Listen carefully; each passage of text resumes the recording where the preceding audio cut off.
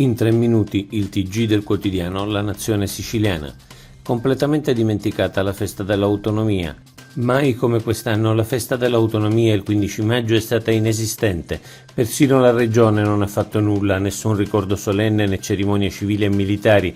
Nessuno ha voglia di ricordare il nostro statuto, soltanto una festicciola al Parco d'Orleans per bambini finita a popcorn e zucchero filato.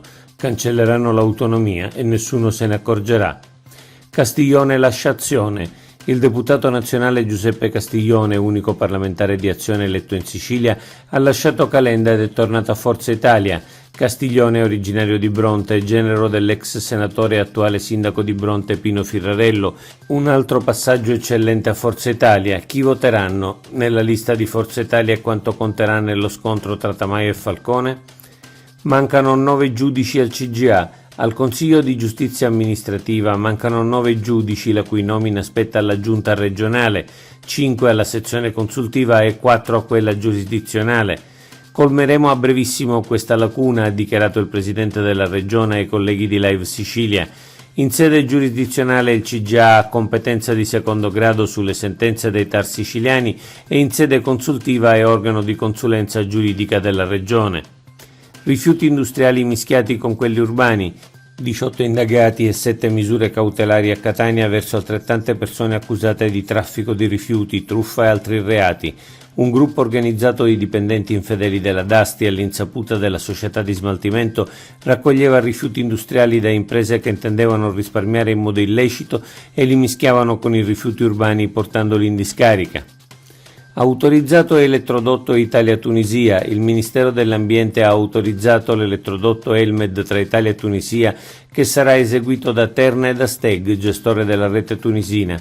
L'investimento è di circa 850 milioni di euro, la lunghezza dei cavi in corrente continua da 600 MW sarà di 220 km, quasi tutti sottomarini alla massima profondità di 800 metri.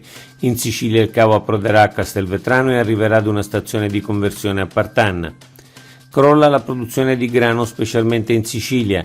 Quest'anno, secondo dati forniti da Coldiretti, la produzione italiana di grano duro crollerà sotto i 3,5 milioni di tonnellate a causa di una seria riduzione delle aree coltivate causata dalla concorrenza sleale del grano straniero e dalla siccità che ha colpito il sud.